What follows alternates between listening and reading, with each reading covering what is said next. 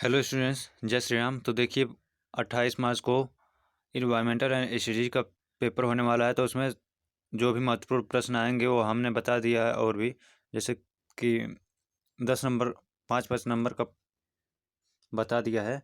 और इसमें मैं वायु प्रदूषण का वर्णन करूंगा। जैसे कि प्रश्न आ सकता है वायु प्रदूषण के स्रोत और इसके निवारण, ये सब भी। तो वह 5 अंक का होगा। तो इसमें वायु प्रदूषण के जो भी आ सकते हैं वह सभी चीज़ों का इसमें वर्णन किया हूँ मैं। तो चलिए प्रारंभ करते हैं। सर्वप्रथम हम वायु प्रदूषण की परिभाषा देखते हैं। वायु प्रदूषण की परिभाषा, डेफिनेशन ऑफ एयर पोल्यूशन। जब हमारे वायुमंडल में मानवीय या प्राकृतिक कारणों से कुछ ऐसे कण प्रवेश कर जाते हैं जो संपूर्ण परिस्थिति तंत्र के लिए हानिकारक होते हैं, वायु प्रदूषण कहलाते हैं। मतलब जब हमारे वायुमंडल में मानवीय या प्राकृतिक कारणों से कुछ ऐसे कण प्रवेश कर जाते हैं जो संपूर्ण लोगों के लिए हानिकारक होता है, तो उसे हम वायु प्रदूषण कहते हैं।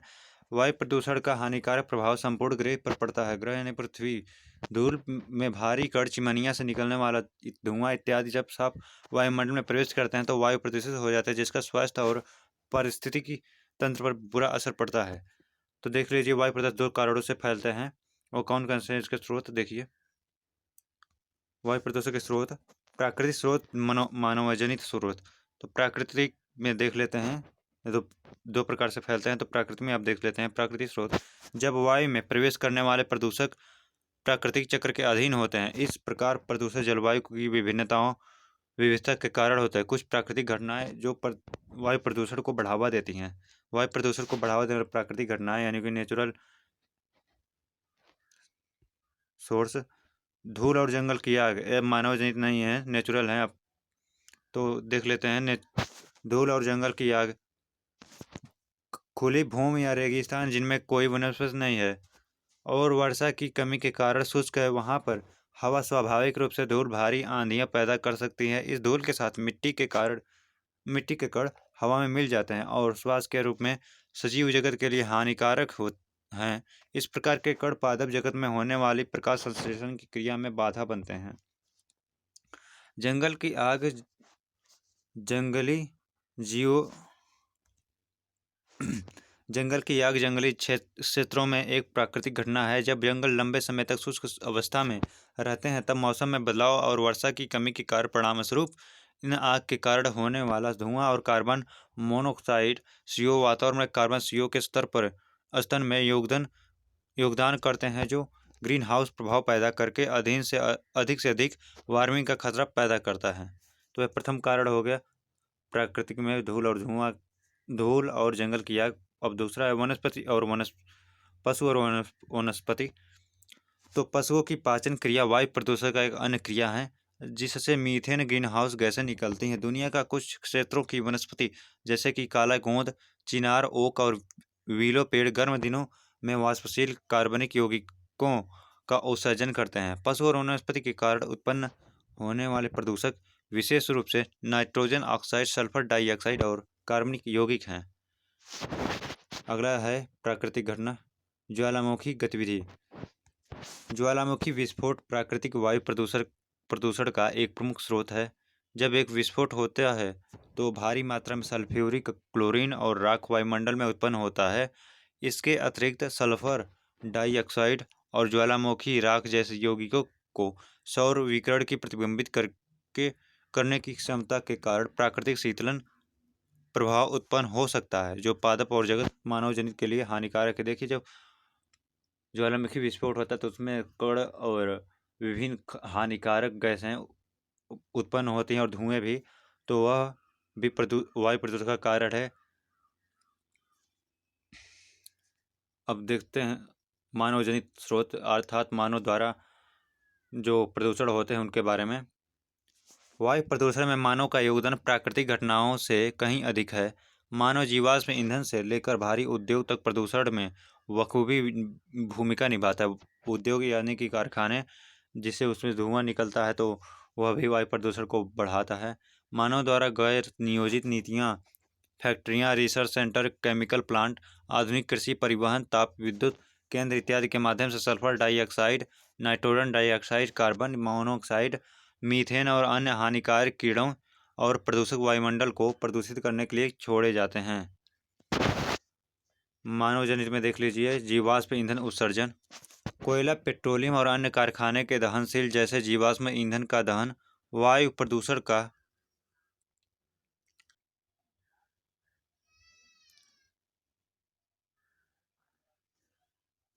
एक प्रमुख कारण है। जीवाश्म ईंधनों का उपयोग आमतौर पर बिजली संयंत्रों, विनिर्माण कारखानों के साथ साथ भट्टियों और अन्य प्रकार के ईंधन जलाने वाले ताप उपकरणों में उपयोग किए जाते हैं। एयर कंडीशनिंग और अन्य सुविधाएं प्रदान करने के लिए भी महत्वपूर्ण मात्रा में बिजली की आवश्यकता होती है, जिससे बदले में अधिक उत्सर्जन होता है, जिसके फलस्वरूप वायुमंडल में अधिक मात्रा में प्रदूषक प्रवेश करते हैं। जीवाश्म ईंधन के दहन से कार्बन डाइऑक्साइड। जब जीवाश्म ईंधन यानी कि पेट्रोल, कोयला, इन सभी के दहन से कार्बन डाइऑक्साइड बहुत अधिक मात्रा में उत्पन्न होती है, जो कि ग्रीन हाउस इफेक्ट का प्रमुख कारण है। विश्व में चाइना, अमेरिका और भारत क्रमशः सबसे ज़्यादा जीवाश्म ईंधन दहन करने वाले देश हैं। अब परिवहन मानवीय द्वारा प्रदूषण फैलाना है, तो परिवहन के द्वारा देख लीजिए।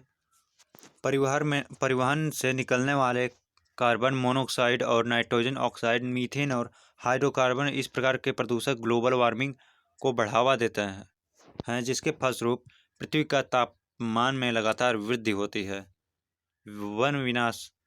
बढ़ती जनसंख्या, कृषि के लिए भूमि, दैनिक आवश्यकताओं की पूरा करने के लिए बड़े बड़े जंगलों को साफ खेती में तब्दील कर दिया गया है। इस प्रकार की घटनाएं प्रकृति में असंतुलन की स्थिति पैदा करती है, जिसके परिणाम स्वरूप वायुमंडल के संगठन में अनियमितता आती है।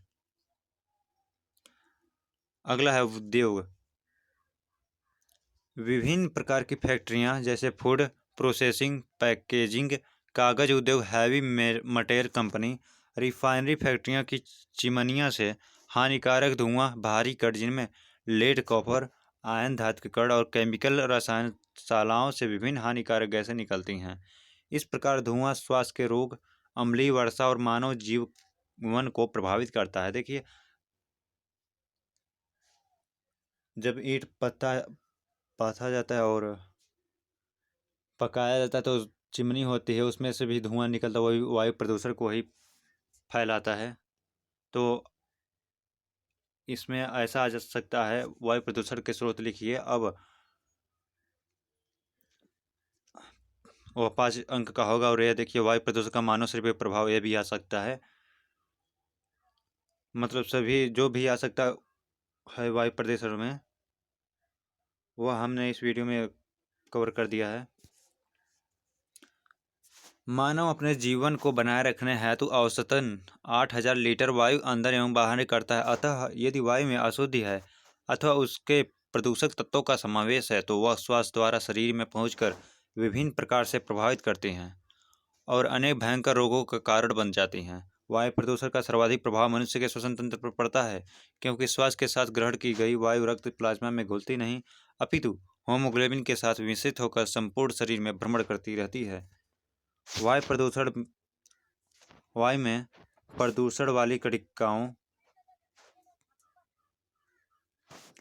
में प्रदूषण वाली कणिकाएं आदि आकार में कुछ बड़ी होती हैं तो वे नासिका द्वार पर रुक जाती हैं, किंतु अति सूक्ष्म कणिकाएं फेफड़ों तक पहुंच जाती हैं। यानी कि सबसे छोटी मतलब जो बड़ी कणिकाएं हैं वह नासिका के द्वार पर रुक जाती हैं और छोटे जो कणिका होते हैं वह अंदर जाते हैं, फेफड़ों में तक पहुंच जाता है और शरीर के विभिन्न भागों तक में पहुंचकर रोगों का कारण बन जाती हैं। प्रदूषित वायु से श्वास संबंधी रोग जैसे ब्रोंकाइटिस, बिलिनोसिस, गले का दर्द, निमोनिया, फेफड़ों का कैंसर आदि हो जाता है। अर्थात वायु प्रदूषण से ब्रोंकाइटिस, बिलिनोसिस, गले का दर्द, निमोनिया, फेफड़ों का कैंसर आदि होता है। श्वास रोगों के अतिरिक्त वायु में सल्फर डाइऑक्साइड और नाइट्रोजन डाइऑक्साइड की अधिकता से कैंसर, हृदय रोग, मधुमेह आदि हो जाते हैं। सल्फर डाइऑक्साइड से एम्फोयसीमा नामक रोग होता है। यह प्राणलेवा बीमारी है।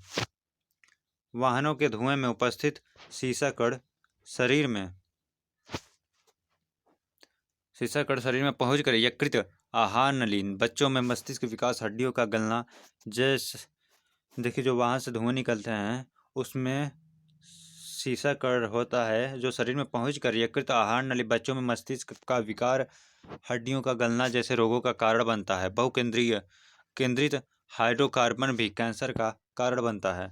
इस संदर्भ में धूम कोहरा का उल्लेख आवश्यक है, जिसके कारण सैकड़ों व्यक्तियों की अब तक मृत्यु हो चुकी है। यह मुख्यतया उद्योगों एवं परिवहन की अधिकता वाले नगरों पर छा जाता है। इसमें सल्फर डाइऑक्साइड एवं नाइट्रोजन ऑक्साइड का अंश मिश्रित रहता है, जो न केवल स्वास्थ्य के लिए हानिकारक है अपितु मौत का कारण बन जाती है। वर्तमान विश्व में जैसे जैसे वायु प्रदूषण में वृद्धि हो रही है, उससे फैलने वाली बीमारियां एवं मृत्यु संख्या में भी वृद्धि होती जा रही है। वायु प्रदूषण का मानव स्वास्थ्य पर क्रमशः प्रभाव पड़ता है, जो कि प्रदूषण की मात्रा एवं सघनता पर निर्भर करती है। प्रारंभिक अवस्था में इसका प्रभाव परिलक्षित भी नहीं होता। तत्पश्चात मानव उसे अनुभव करने लगता है, फिर उसे श्वास में या अन्य अंगों में तकलीफ होने लगती है। और यह भी आएगा वायु प्रदूषण के नियंत्रण के उपाय, यानी कि वायु प्रदूषण के स्रोत, वायु प्रदूषण के मानव पर प्रभाव, वायु प्रदूषण नियंत्रण के उपाय, इन सभी में से एक आएगा 5 अंक का। तो देखते हैं, वायु प्रदूषण के रोकथाम एवं नियंत्रण के लिए निम्नलिखित विधियां अपनाई जाती हैं। देखिए, वायु प्रदूषण को किस प्रकार नियंत्रित की जाए, इन सभी विधियों को इसमें अपनाया गया है। देखिए, पहला है मानव जनसंख्या वृद्धि को रोकने का प्रयास करना। देखिए, मानव जनसंख्या वृद्धि होने से ही लोग मतलब हाँ उस यह मृदा प्रदूषण को भी जन्म देता है। जल प्रदूषण हो या अन्य कोई प्रदूषण मानव जनसंख्या वृद्धि के कारण होता है। नागरिकों या आम जनता के वायु प्रदूषण के कुप्रभावों का ज्ञान कराना, क्योंकि देखिए, नागरिक जो भी मनुष्य हैं उन्हें वायु प्रदूषण के कुप्रभाव जो हमें पर गलत प्रभाव पड़ते हैं उनके बारे में बताना। अगला है धूम्रपान पर नियंत्रण लगा देना चाहिए। कारखानों की चिमनियों की ऊंचाई अधिक रखना चाहिए। कारखानों की चिमनियों में फिल्टरों का उपयोग करना चाहिए। मोटर कारों और स्वचालित वाहनों को ट्यूनिंग करवाना चाहिए, ताकि अधजला धुआं बाहर नहीं निकल सके। अधजला यानी कि आधा जला हुआ धुआं बाहर नहीं निकलना चाहिए। इसके लिए आवश्यक है मोटर कारों और स्वचालित वाहनों की ट्यूनिंग करवाना। अधिक से अधिक वृक्षारोपण करना चाहिए। अधिक से अधिक वृक्षारोपण प्रदूषण प्रदूषण को रोकता है, वृक्षारोपण अधिक से अधिक।